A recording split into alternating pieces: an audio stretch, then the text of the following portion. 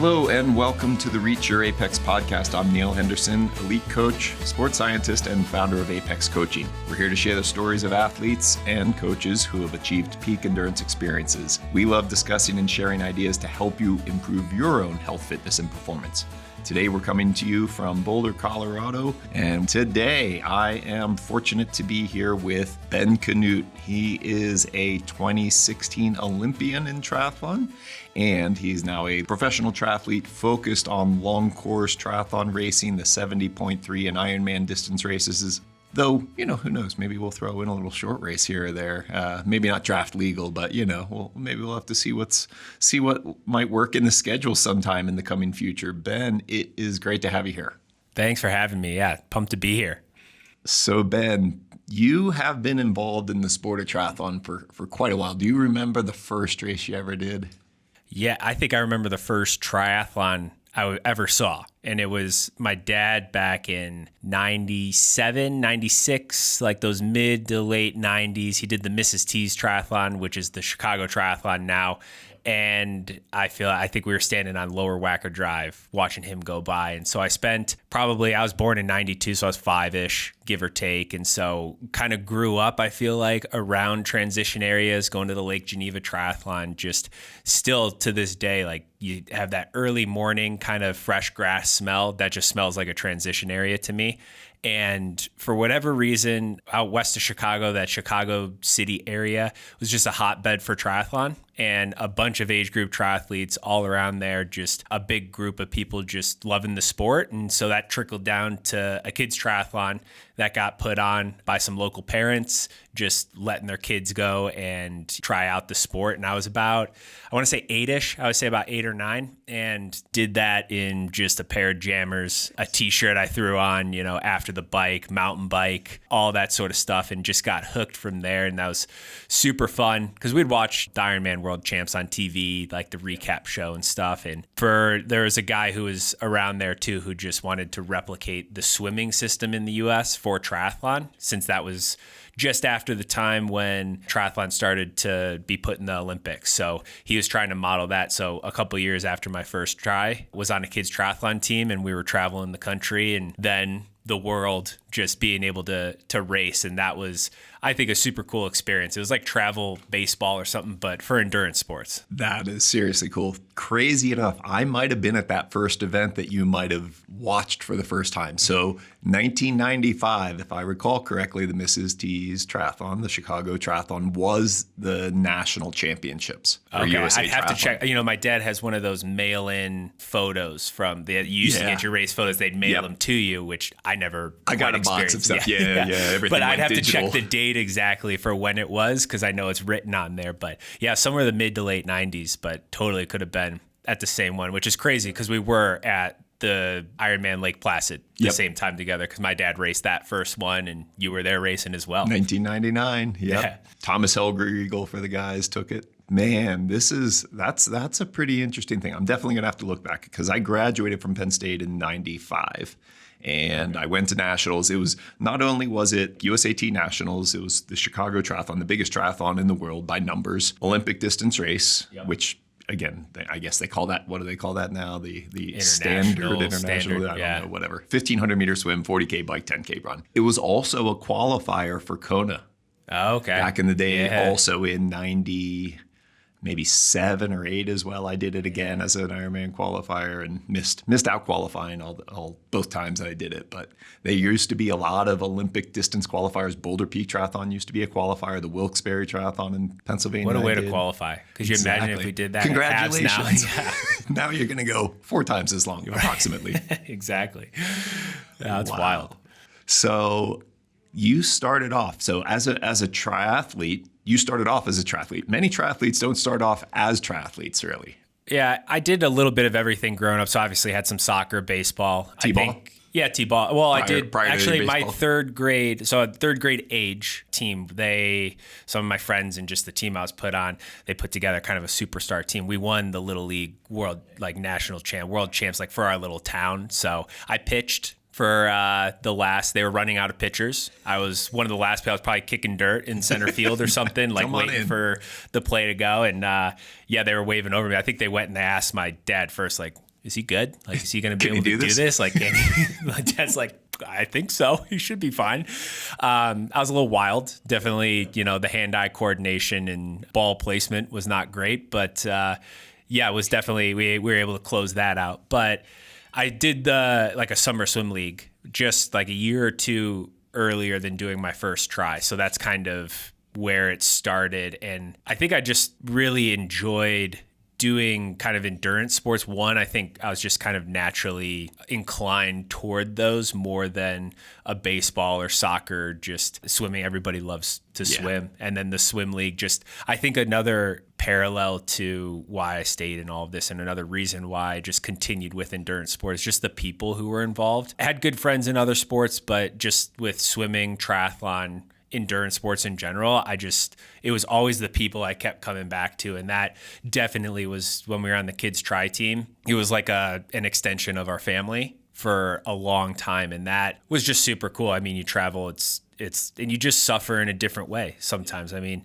there's a lot of football movies and stuff like that where you see, like, Remember the Titans. It's kind of like that sort of training camp where they all came together, but you get that just, suffering in a pool, going back and forth, or traveling around doing swim, bike, and run and the country roads out in the middle of nowhere. I did my first race, I think I was 15, 16, so I was in high school by the time I did my first race. But know that the younger, the Iron Kids were some of the races maybe? Did you do any of the series? One Iron Kids national champ was pretty far back from the winners. There's still a couple of guys who are racing. Greg Harper and Kevin McDowell were there. Greg Harper won that race, I think, back in the day. And then Kevin was second or third. But I was at the run turnaround as I heard them being announced for that. And then we switched over to youth elite and junior elite racing as we went. But we were definitely, if one of the first kids triathlon teams, and probably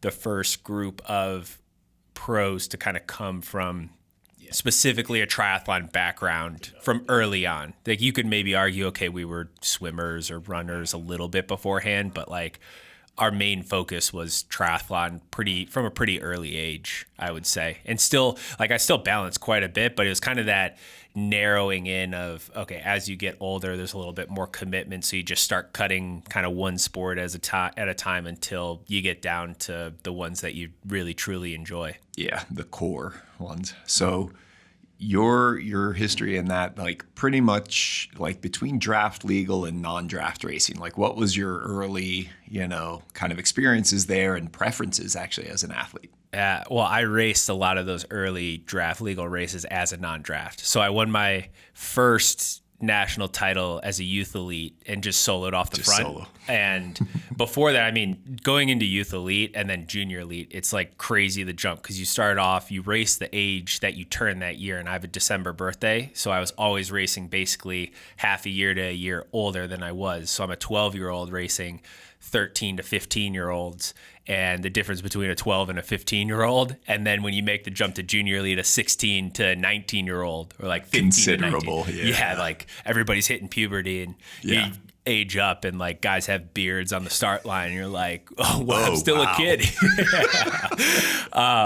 But yeah, so a lot of those, because of just, I think the depth now in kids triathlon is so much deeper, and they sell out races, and there was never really qualifying for nationals. You just kind of showed up. Like, there were maybe 60 guys that maxed out when I was there, but that was the start list. Versus nowadays, you have to get into the races to qualify, as far as I know. So I think it packs up a lot more. But yeah, for some of us, we were just hammering on the front, and it was either solo or with maybe 2 or 3 other guys tops. So I always liked that mentality, always been one of the better swimmers in the sport. So I liked taking that advantage and just pushing hard. And, you're racing super sprint and sprint, so you can definitely manage that. And the local tries growing up, they were all sprint. And as you got older, you might dabble in Olympic. So you got to do those non-draft races, but always on a road bike. So you'd have the little jammer bars that you'd attach, and you'd try and like get aero, and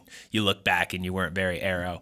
But my first real experience with non-draft on a time trial bike, I would say, is around the collegiate nationals time. So once I had graduated from high school, going into college, thought I'd just kind of dabble in some of that stuff. And I kind of set my own path that way. And I went to the University of Arizona, and they had a club triathlon team, but it was mainly Tucson was a hub for triathlon. A little bit before I went there, guys like TJ Tollickson and Leanda Cave and a lot of those like good Ironman athletes would kind of split time between Tucson and Boulder. And so I tried to go back and insert myself into that area to escape the winters that I grew up facing in the Midwest. So I'd say that kind of area is the first time I had a real experience with a real time trial bike versus just a road bike kind of adapted for non-draft. Yeah, so with the collegiate racing, they had both the draft legal race typically on like day one, and then day two was then the non-draft, or would there be a day in between? Or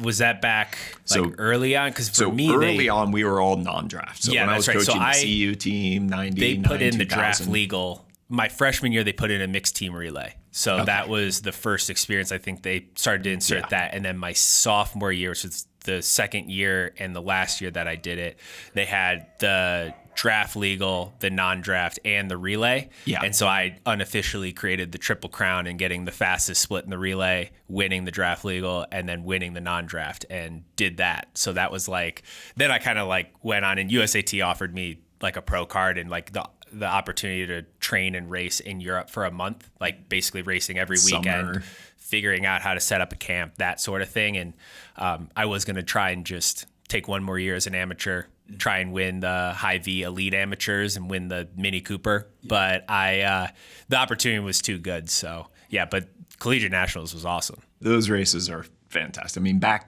when I was coaching and racing, like I was actually a graduate student at CU my first year in '98, and I raced with the team. I was a scoring member. I think I was the third of our three guys, and the way they did it back then, it was scoring golf, like kind of like cross country scoring your place, your top three guys, top three gals, and the sum total was the team championship. They didn't have a split out men's and women's winner. It was just the club championship, and that's it. Yeah. There were the individual races, and then we had so many kids though at CU that we would push a lot of teams really far down. Like our fifth place guy was probably still in the top 10 or top 15 overall. So like, and our women were even stronger in a lot of cases. And we so it was hated kind of CU. Like, it was like ASU at the top of the list for teams we had, and then CU was pretty close after. Nearly equal. We actually, it ended up, I just went to the University of Arizona for good training and to do stuff on my own. I had gone a different direction than the kids' tri team, and I was kind of doing stuff on my own anyways. And with my coach back then, where I just stumbled into like a group of guys too, who either were a bit burnt out from running D1 or maybe tried for the D1 swim team. So we just had like a good core group, and never won the national title, but we were always like competing for it and had some guys who would be pushing. And yeah, it was a really good, I think, transition for me from being like that core, like always with a team, to, okay, I can kind of mix some stuff up here, got some people to train with, can still do some stuff on my own. So yeah, Tucson was a great place to spend 3 years is where I was while doing school there. I say you did the accelerated study plan too, huh? Yeah, because after that first year of racing pro, my mom was actually a huge driver. My parents were both super supportive, but my mom, understood the ITU point system, the Olympic qualifications, was like way into it. And together, not only did we help like figure out where to go to school, which was kind of the best, but also figuring out ITU points, what can you get into the races, or accumulating Olympic points, and then looking at my credits coming in from some AP classes or stuff that transferred over. If I took a little bit of an accelerated course, maybe did some online classes, and which I wouldn't really suggest online calculus. I'm not a math guy overall, but like that was rough. I'm glad that some of the guys one of the guys on the U of A tri team is actually like a PhD in math. So he helped me out a ton. But yeah, so we shortened, I started in 2011, so I graduated in 2014, which gave me 2 full years to kind of focus on the Olympic cycle, chase that. I went and lived with my coach at the time, like out in Santa Fe for a while, just like went all in on on that, which was cool because that was the first time ever that was like, I'm a real professional now. Like, I'm not doing school on the side. I'm not doing anything else. Like, I'm just all in on triathlon.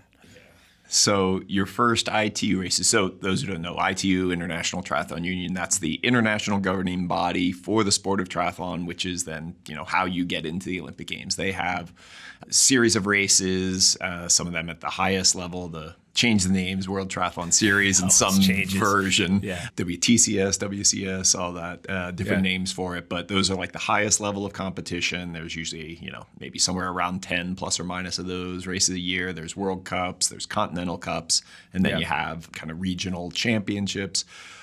You're like build up to those highest levels. Like, what do you recall in like that, like trying to get yourself to those big races that have the higher points and which give you like that greater chance for earning a spot for the Olympics?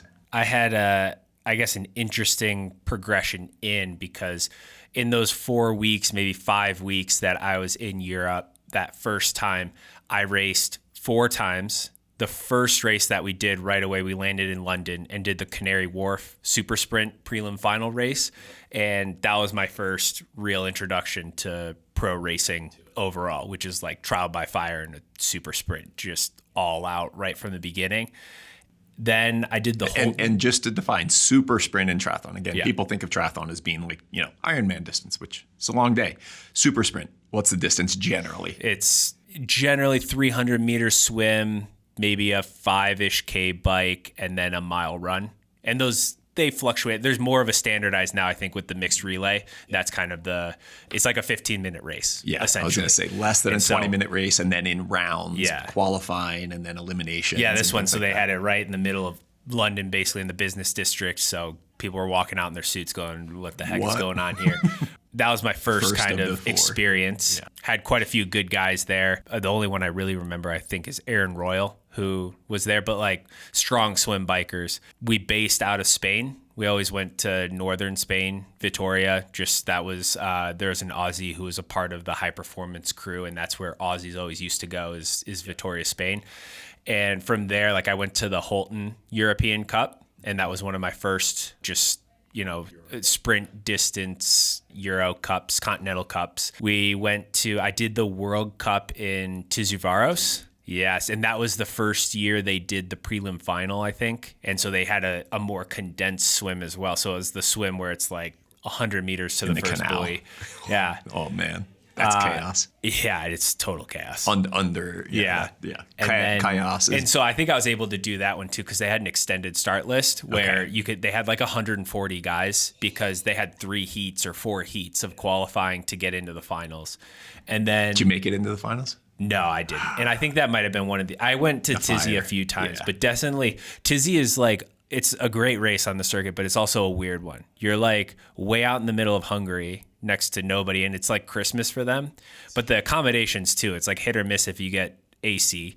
And then the beds too, whatever happened, like I had my back like totally tweaked, like behind my scapula, just super tight, like a knot. Had some people help me up, but I think the 5Ks were maybe I made it to semis. I forget how many rounds, but definitely a good learning experience with just the intensity of the racing. And then my first Olympic distance Continental Cup was the end of the trip in Geneva, Switzerland. And that was also a crazy experience because the waves that kicked up from the wind, it was like swimming in the ocean. It was the craziest. So I think nowadays it probably would have been canceled. Like they probably wouldn't have had it. It wasn't quite as safe. No, it was not quite. But that was kind of the first trip that I did. That was just like a trial by fire, figuring out how do I set up home in Europe. And I think for the next few years, like we would always go to Europe and spend a certain amount of time. And it was always good, but it was never, I think, my favorite for like going and leaving. Like to me, it always felt like coming back was like a weight off my shoulder. Just like, okay, I'm home. Like everything is easier now. Loved it. And I think too, maybe if we had stayed in some different places, I don't know. Vitoria, Spain was cool, but it's also, it's kind of a smaller city, and I think there's some cooler training bases that we probably could have based out of in Europe. But that was kind of like all the way through. I don't think for the Olympics I went over to Europe for too long ever, because we just stayed, because, you know, staying in this hemisphere, just like North and South America, you stay on the time zone. So I didn't have to necessarily leave that much. And then after that was kind of my shift to long distance as well. So like probably that 2014 to 2015 or so, I spent a few years just kind of basing for like a month, maybe two, the longest, out of Europe and doing that. Partially nomadic through that. Yeah, phase. it was. I think for ITU, it's a very nomadic lifestyle, because if you're trying to get up to the next level, World Cups are not close to each other. It's not like racing the Ironman series where you could do 4 or 5 or 6 races all in North America. We don't even have a World Cup at the moment. I mean, we had here. a handful cycled of races through it. Yeah, like you'd have years. Yeah, you had like the San Diego races. You always had Claremont, Sarasota, but World Cups were pretty rare.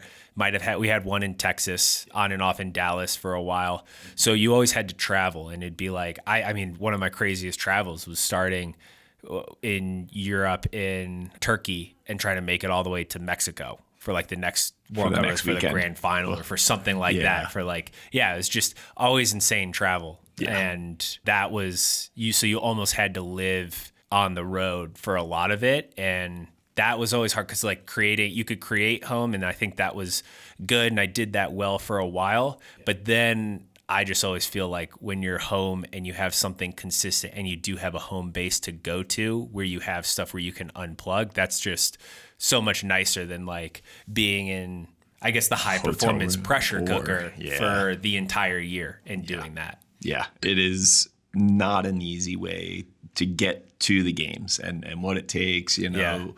You got to be a little bit lucky. You have to plan very well, have good logistics, good planning, stay healthy. Again, some of these things, it's like you're in control of a lot of it, but not all of it too. And so you managed pretty well. You got to the big dance, right? Yeah. Was that always a driving, like was Rio for you like a high priority early on? When we were younger, 2012 looked like, okay, that's the earliest we could go. And that was like, okay, let's kind of see. But you're a junior at that point, and unless you're an Alistair Brownlee type person where you're hitting it super fast at 18, it's just super hard to do it. So that pretty quickly we knew, okay, not that. So it's 16 is the first one. And we were always told really early on, like, Olympics, that's huge. That's a goal, and you guys can do that. Like, it's very possible and capable. And you start to believe that too as you go to junior world champs and just maybe win some domestic races, start placing a little better domestically as the president was making the little steps from continental cups, getting the points. And Rio for me was big. Like, I mean, I had kind of tiered goals. Like, obviously everybody wants a gold medal or a medal in general. I knew going in, realistically, like, I probably had one of my best races in the lead up to the Olympics with how we tapered and everything to qualify. And I was 14th.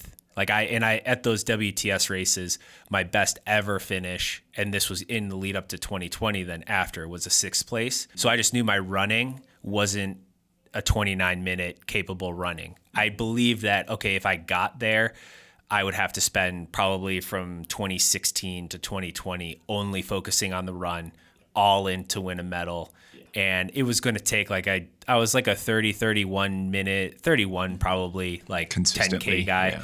And that would have taken a huge, like, kind of probably change to do that. And from when I was like 12 years old, I was always told too, like, you're going to be a great long course athlete. Like, you should do long course. Just keep going longer. Sponsors that. When are you going to go longer? And that was always what got me first into the sport. So going into the Olympics, just being there was a huge win. Like, qualifying, weight off the shoulders, did it in a way too where I ran onto the team after having a terrible test event and not kind of qualifying by making that breakaway and stuff. So kind of worked my way back in physically and mentally. And then I just wanted to try out the long course stuff. Like, that was a huge, and I wanted to do a lot in the sport. So I had to make that decision. I'm like, okay, I know 2016, like, you got the both Brownlees, you got Gomez, you got like Vincent Louis, and you could name 5 or 6 other guys who are all super fast runners, even if there was a breakaway of like 8 of us, 10 of us. And I was like, okay, maybe on my best day, I'm a top 10 or top 5, just realistically, and then a medal if something crazy happens. But and then I was okay with that. Like, I always wanted an Olympic medal, and the mixed relay is what kept me around probably for trying for 2020, because I was on the 2016 World Champs mixed relay team, and pretty much every time I was on that team, we got a medal, whether it was first, second, or third. So that was a huge driver for me to come back, because like having that medal is just something extra special. So, but other than that, it was like, oh, I know that my physiology lends me more towards the Even long longer. course stuff. And you could see that early on in high school in my last few years. The guy who I trained under, he was an Ironman, like elite age group athlete, and I'd just sit on his wheel for hours and just be like a diesel engine and just go. So I've always said my strength is my strength. And so that's kind of where I knew, like, long-term half Ironman stuff is probably where I wanted to be and end up. And as you get older, you kind of learn too, like, unless you're consistently placing in that top 5 or 10 of WCS races, you're not quite making a living at it. And that would be sponsor wise as well. The US market and just people in general, triathletes in general, seem to appreciate or value the longer course stuff, maybe because they just have a feel for it too, because that's something you can directly compare yourself to the professionals versus unlike cycling, I guess, where like the race dynamics and stuff, it's always kind of a play out to finish on the bike. It's hard to relate how hard a draft legal bike is. And on TV, the cameras don't do it any justice either. Like watching the pack come around when they're zoomed in and then they slowly zoom out, and it doesn't look like they're moving at all because of the camera. Because of the camera angles and stuff. Yeah. And that's one thing, like in the sport of triathlon, like the long course and Olympic distance and non-draft races are the things that everyone is on the same course in a lot of cases as the professionals. And you really see, like, what's my swim split compared to them? How fast did they go on the bike? Oh, wow. And I ran this, and they ran that. Like, you get a dose of reality in long course racing, where in like the short course, like, you don't get the average person doing any of those WTCS or WCS or whatever heck acronym they're using now. You don't get to do those draft legal races, period. Like, there's sometimes some amateur races, but it's like not on the same course, not at the same time, not the same distances, not the same way. So there is no comparing in that way. And so I think there's something interesting in that for long course, for Ironman 70.3, and even the it's other hard to non-draft equate. races. Like, if Hayden Wild is running 28:15 off the bike, it's hard to even for me to relate to. Like, I know how fast that is, but like if we went out and did K repeats, I probably still wouldn't do 10 in a row at 28 minutes. It's just a totally different type of running. And and I'll like to just go back to the relatability. I love relating triathlon to golf. One, my dad was a high school golfer. He did the switch of what I'll probably do. When I retire, I'll probably play golf. Switch to golf. He was a good high school golfer, and then switched to triathlon later on. And so I always likes making like golf analogies and like the mental side of the sport, because golf is so mental. But I think like we've seen it in triathlon, like with Kona and having it return there instead of being split. I think long course, because that's where the sport mainly started, there's all of that history, lore, like mythology, like behind it, kind of like the Masters tournament is with golf. Like, I don't really follow golf that closely. I think I enjoy seeing people excel at whatever they do, but the Masters it's like a different type of weekend. Like I'll watch, like the US Open was cool to watch, but it doesn't have that same feel as the Masters. And then people like to compare, well, what would the average person shoot at Augusta? Or it's like, what would the average person go and race Kona at? And so there's those years and years of history that people love to go back to, and then they extrapolate it all across for different Ironmans. And, we've seen the fastest times when in Roth go from, they broke 8 hours. That's massive. To now we have 5 or 6 guys who have gone 7:30, and we'll probably add another 5 or 6 guys to that in Frankfurt this weekend. Like, so it's, I think I think Ironman 2 tickles that part in our brain where it's long enough to seem like, it's an accomplishment just to finish. Yeah. And then you race it on top of it. And it's like that adventurous day where anything could happen. And especially now where we're pushing the sport, you just never know. Guys are blowing up with 10K to go, or they're coming back from 10 minutes down. So or walking the whole run. Yeah, even exactly. A big, So, after setting a bike course record, possibly. Exactly. I mean, A great day can be excellent, and a bad day can be terrible. It's awful. Like, I've been there in the Ironman. Like, that was always kind of the most nerve-wracking part, is a bad day at a half Ironman. Okay, you're out there for maybe 10 minutes longer, 15 minutes longer. It feels twice as long as that. But a bad day at an Ironman, you could be out there for an hour or two longer. And the prep that you put into it, it's a huge physical and emotional investment. And that's where I think it's just the high risk, high reward type racing of Ironman. It's way different. You can almost, like, half Ironmans are more predictable almost. Like Ironman, when you take into account nutrition and all these different factors, it's just like literally anything could happen. And that's too what I think makes it so exciting as well. I like watching all forms of triathlon, but I think some people feel like when you get somebody like an Alex Yee, who's such a good runner and a really good swim biker now too, they're like, oh, well, he's going to win every time. It's predictable. Versus you get somebody like the marathon is maybe the equivalent to an Ironman, where, like a few, if they overcook themselves or the dynamics play out different, like it could be a totally different race. Yeah. With that, like 70.3 or half Ironman, 1.2 mile swim, 56 mile bike, 13.1 mile run, or 1.9K swim, 90K bike, 21.1 kilometer run, just to reference everyone.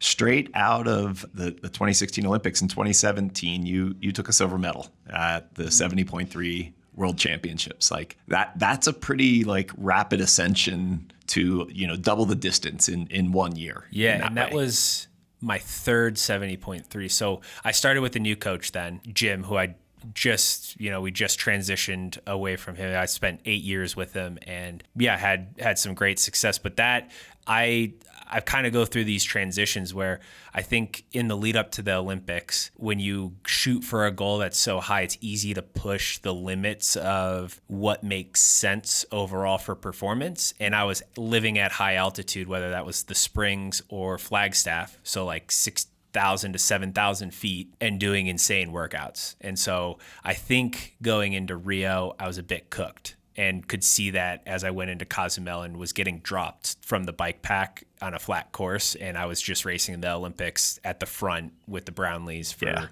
shouldn't be happening. Like an hour hammering, like the hardest ride I've ever done. And then making that, like, our main goal was just to be conservative, rest, and transition to the distance. And so we started off in Puerto Rico with like a third place, just kind of followed Andy Potts, honestly, for most of the race, because he's like a metronome. He's like the perfect pace for half Ironman. St. George was kind of my first race, I guess, with the big boys, where like Brownlee was there, Tim Don, Lionel Sanders, I think, Sebastian Kienle. I ended up fifth. And it was all world champs like ahead of me.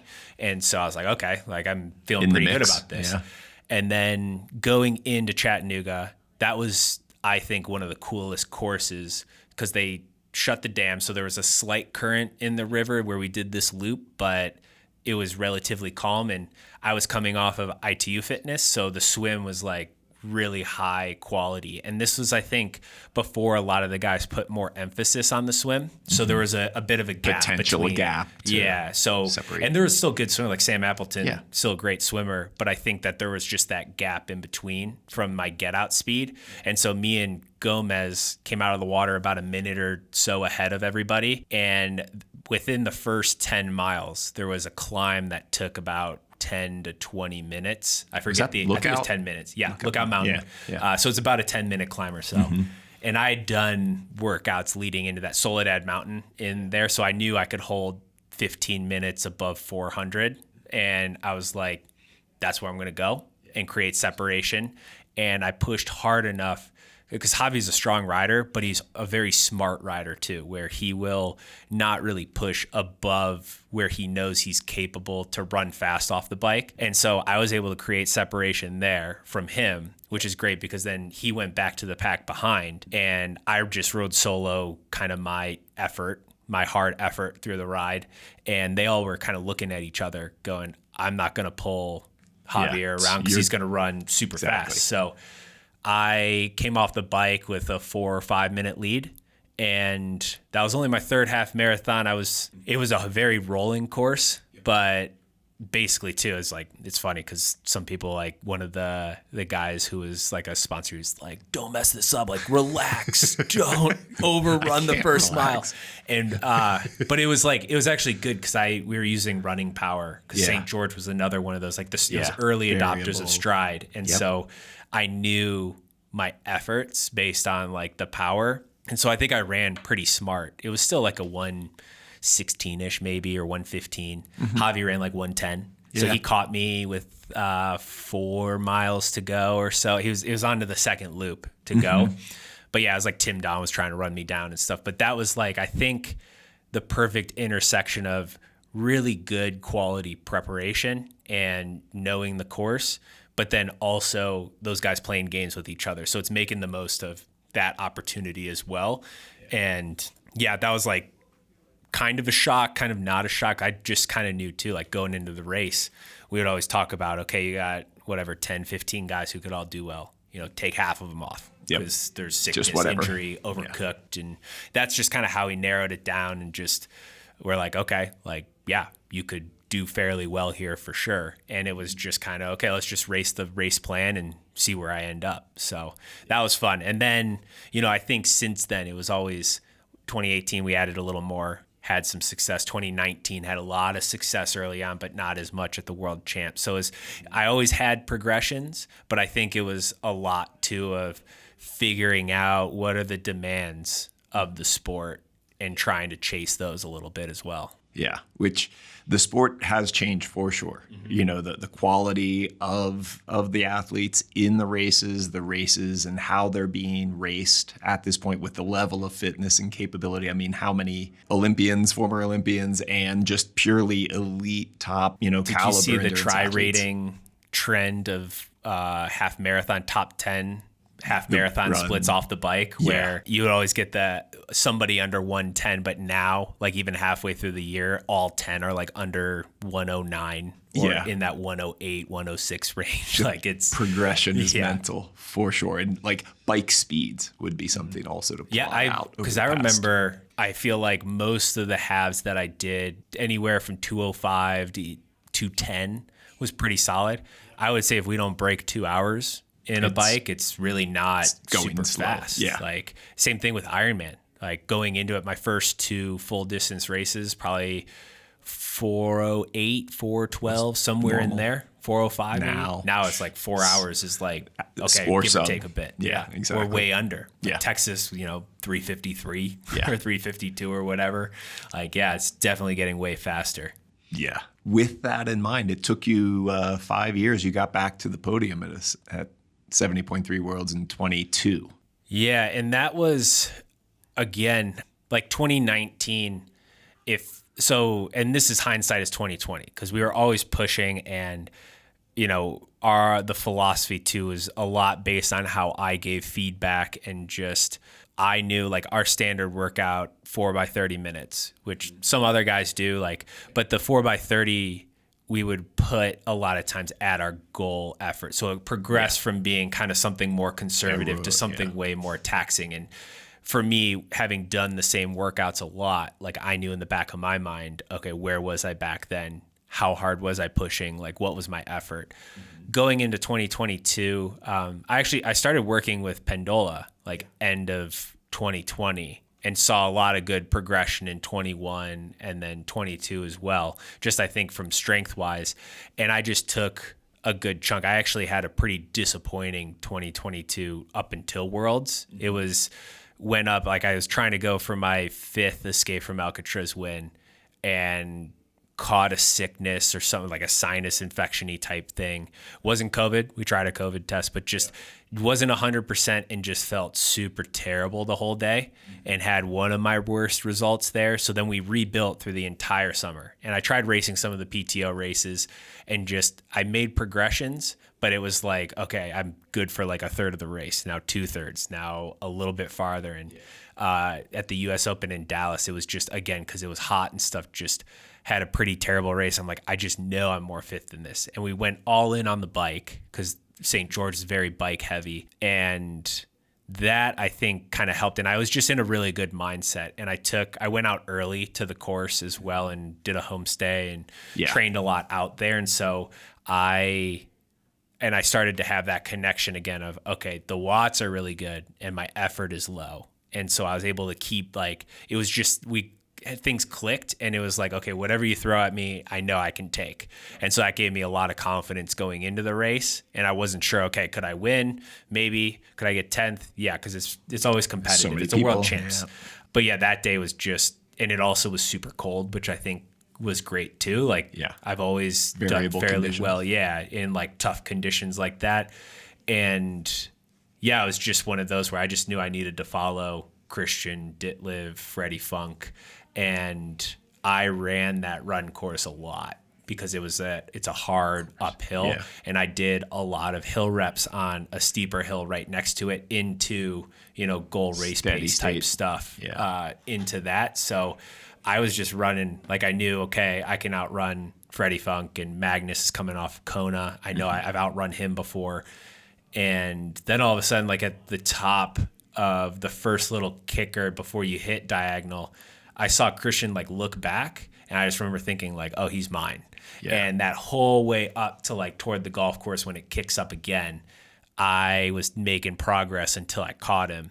And then it was kind of like trying to figure out, okay, is he really dead? Was he just going through a bad spot? Can I press him and drop him early? Because he had come off of, just a year ago, the Olympics, and I knew his closing gold medal in Tokyo. The guy is an absolute legend. Yeah, and to make it like the half marathon a lot shorter, I thought he would go with about a mile to go. Like, he went with a K or so in the Olympics. Okay, about a mile or so here, like down at the bottom through the park. He went with like 2 or 3 miles to go from the very top and all the way on the downhill. And I just didn't quite have that leg speed to go with him there. So, but that was, again, like, that was just nice to see, like, okay, like, I know I have the capability, and was able to kind of ride that wave. I think I had a really good intersection of like mental work, physical like ability, and we took the approach to Roth somewhat conservatively. It was more aggressive because I raced Ironman Arizona right after St. George, basically, and didn't have much time to try out. So it was our first Ironman block. So again, maybe aggressive looking back on it, but like conservative enough to where I was able to perform. And so I like kind of rode all of that through there.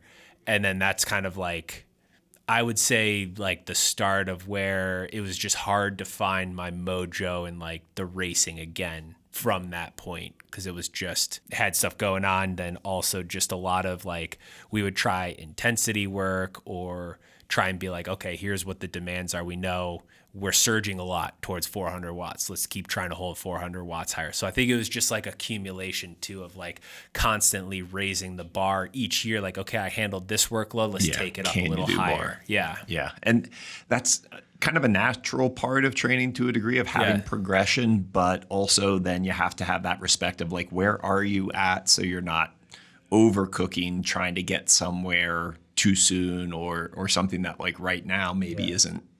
You're not adapting to it. And I've always been a volume guy. Like, I know when I get my aerobic capacity, like a aerobic base really well, I just feel like superhuman. So when I do a lot of the long, slow distance in that, but we probably interjected too much other stimulus in there and like the intensity. So I was just kind of having too much of that. And, you take a look at some of the races and what guys hold and that sort of thing.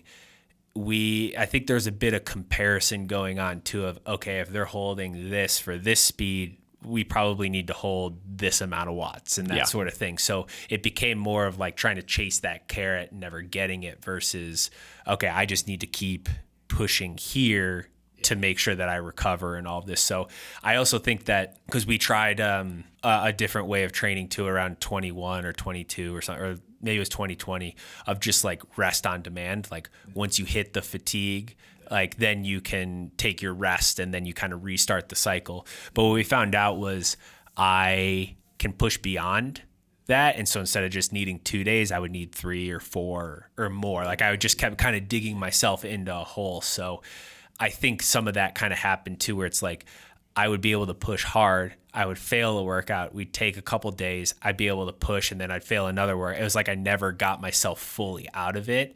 And when you're pushing that hard and the main goal is Kona, and then, you're doing heat prep, you're doing long stuff, intense stuff to prep for like the spikes and power that's going to happen on the Queen K, it starts to accumulate. And then instead of feeling like super fired up and fresh during race week, you feel better, but it's not like I've got everything. And not so sharp and ready. And it showed I was super fit, because through the swim and through like 3/4 of the bike, I was super strong.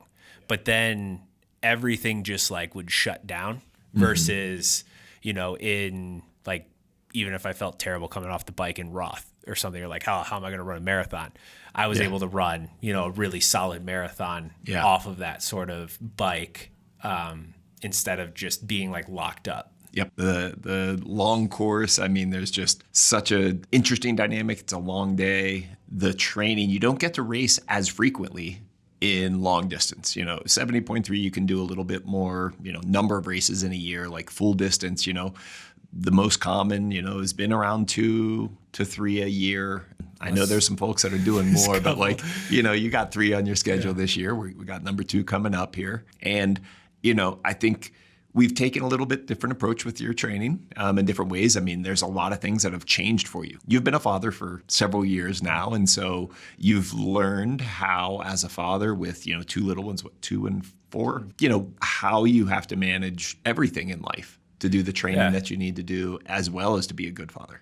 I think it's always a learning experience, because once you figure out the newborn stage, they move on to like babies, and then they move on to toddlers, and then it keeps escalating. But I think this year is really going to be interesting too, because we only started working together basically back in December, and then I decided to just uproot our life and move everything here, and that was like a crazy 2 months with a lot of different stresses, and you definitely did a good job balancing all of those, but training kind of took, I wouldn't say a back seat, but a side seat. So still building, and I think Oceanside is probably our best example of, we did what training we could, we tapered up, and then I was able to perform at or above the training that we did. And then Texas showed a big kind of weakness, and we weren't able to get in as much. Yeah. And for a full Ironman distance in Texas, you didn't have the preparation to race the distance. And then it showed, okay, well, we got to get that. And so that sacrifices Eagle Man a little bit. Yep. And so now we're going into Frankfurt, where, we'll have a more of a true taper and have more of a foundation to race a high quality field Ironman. And I think that's like kind of the biggest reminder too for me that I keep saying is like, okay, well, we only really truly started basically end of January, early or mid-February, really. So I think it's been all good changes. It sometimes takes a little while to see them all come to fruition. Exactly. And taking a different approach and using some of the physiology kind of testing, both, early on, having you do some power duration tests before you were here when you were down in Arizona, so we could get at least a reasonable training zones for you on the bike initially. And then when you came here in February, we were able to do stuff in the lab on the bike and the run, and then do some spot checks with some of the run workouts, and then kind of repeat some of the lactate testing. And then today, we did a little bit more with the metabolic testing on the bike. So we have, again, better ranges for both your fueling needs and training targets, as well as race targets based on that. Always knowing that there's, some delta or differences from in the lab, stationary on a bike at this moderate altitude here, 1,600 meters, 50, whatever, 400 or 500 feet, something like that, versus when you're racing at sea level. But being able to be particular and specific with your training like that, what do you like? What do you like and so far dislike about it? It's different for you than what you've done over the previous years. I think so I really like the lactate testing and the metabolic testing, just to have true numbers of what is my FTP and what are my paces for the run. that physiologically, the ranges that I should hold, because that's always been something that we've tried to figure out. But I feel like we didn't put a real finger on it when I was training before. I would have workouts and I would know I was fit based on those workouts. But again, day to day, how you're feeling, your training load, everything affects it. So I think when we were always changing kind of the workouts and having maybe different goals in them, that helped because I didn't have anything to compare it to. But then when, the 4x30 is just pretty standard. But when we would do that consistently, if I'm 10 watts lower or if I'm maybe 10 watts higher or whatever, I feel worse. Like I can get quite a lot out of myself and force those watts. And maybe I'm out of the zone that I should be in. But I want to do it for the mental side. So I'm kind of chasing confidence. I'm chasing that confidence and that chasing just whatever metric training it is. Output exactly only. To show, okay, I'm ready for the race, instead of, okay, I did these testing. This is physiologically where I am. Now maybe fatigue and some other stuff plays into that, but I like having that because we always tried to use data to show that. But I think when we first started, it was very kind of particular. We kind of teased it out, and we were a little bit more meticulous kind of in that, versus as we got later on, we started to look at maybe we didn't look at maybe the right things. We started to look at more like peak power for a certain duration or something within a workout, and showing that, it's all trending up.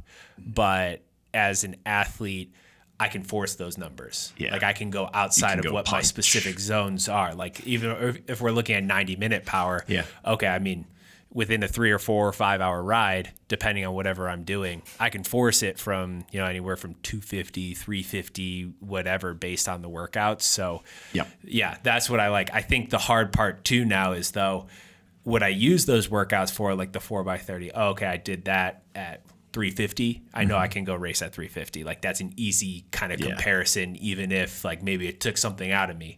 Now with these, I'm doing maybe shorter efforts with more rest or in between. And now it's kind of trusting in, okay, we have the lactate testing and stuff here. So that's where I need to draw from and say, that's exactly where I am, versus, well, how do I tease out my race effort from, if we did 10 by 10 minutes, but some of them are high and low and some of them are steady. So that I think is kind of the biggest change. But whenever I was going to make this coaching move, it's okay, well, I'm buying in to the program because I trust the coach and who I'm going with. So that's, again, like, I was doing it another way and it wasn't necessarily working for me anymore. Now I'm in the new one. Let's buy all into it, like ask questions and figure out what's going on, but allow it to happen and give it some time too. And I think I've seen good progression, because also I'm in the dark a little bit training at altitude, how that affects my numbers. We never did like a lactate test. And stuff like at sea level to compare this to. So I don't really have anything to necessarily compare to. So it almost feels like a fresh start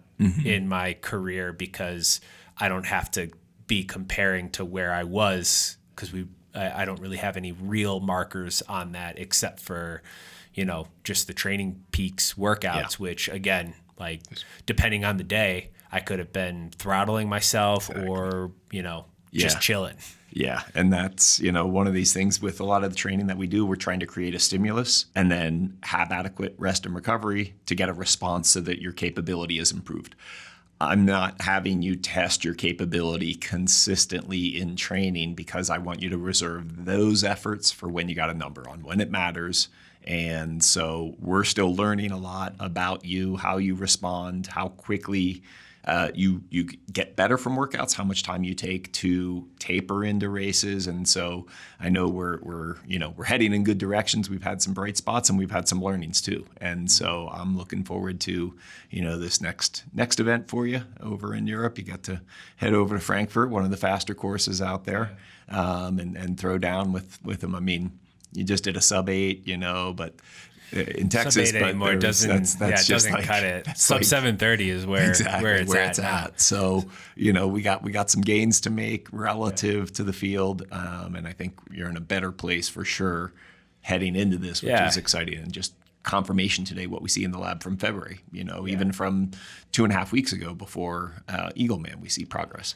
Yeah. And I think that that's good to have, because I would say, beforehand, like, okay, if I did all of those workouts, I'm going to try and hold this or that or whatever. But I truly don't know where my fitness right now translates, I think, to racing in the competition, which is both fun and exciting and also a little nerve-wracking because, you're going to find out relatively quick, or it might take you 7 hours to figure out exactly where it is. So, but again, it's all about extracting your best performance on the day. And I think it's fun to do that against other people, against the clock at a race like this, where it's not like Nice, which is a super hard course and times don't really matter. It's all about racing. Just kind of, going out there and just trying to perform at or above what, the numbers are telling you you're capable of. So that's kind of, again, like I said, it feels like the start of something new in my career, because for almost 10 years I was doing something one way, and that's kind of how I inserted myself into the pro field. But now it's like, okay, I got a different training philosophy a bit, and a whole bunch of different stimuli, like being at altitude and everything. So I think it's exciting, and we're still on that upswing. Like, we still have quite a bit of runway, I feel like, especially just with, all the stuff at the beginning of the year. So it makes it kind of exciting to see where everything ends up. For sure. We haven't tapped out on things to continue to improve. So, well, Ben, I really appreciate you spending time here with us and just talking us through a little bit about your career. We're looking forward to following you in Frankfurt here shortly, and of course all the races after. But any advice that you would give maybe a collegiate or that younger age athlete who is kind of looking in a future in the sport? Yeah, I mean, I think there's a lot of stuff that I probably should have taken to heart a bit more. I always liked the race that you're going to is never as important as you make it. Like, there's always another world champs, and as a junior, you always feel like, oh, the junior world champs is so big. Well, there's always another one, and nobody remembers the junior world champ from 2011, 10, whatever, like maybe a handful of people, but there's always another big race to go towards. And I would say, what is the saying, like, comparison is the thief of joy? I think that's a big one too, especially with social media and everything nowadays. People post their hero workouts, people post fake workouts, and you just have to keep looking at getting better yourself. And even if it's just that little bit of percent every single day, and then that translates to the races. And that's really why we do the sport too, is to see how good we can be. And it's not really always me against that person, because you only measure yourself against other people a handful of times a year, and you try and make the most of it and empty the tank. But it's really about when you focus on just intrinsically setting those goals and getting better. That's, what all the greats have done. So that's where you should pretty much focus, like, get obsessed with the basics. Well, that's a wrap for this episode of the Reach Your Apex podcast. Thanks for tuning in. We're here on YouTube podcasts, Spotify, and Apple Podcasts. You can also connect with us on social media and make up fake workouts of what you've done, like a hero, on Blue Sky, Threads, Facebook, and Instagram at Apex Coaching Co. Yeah, thanks very much. Had a great time.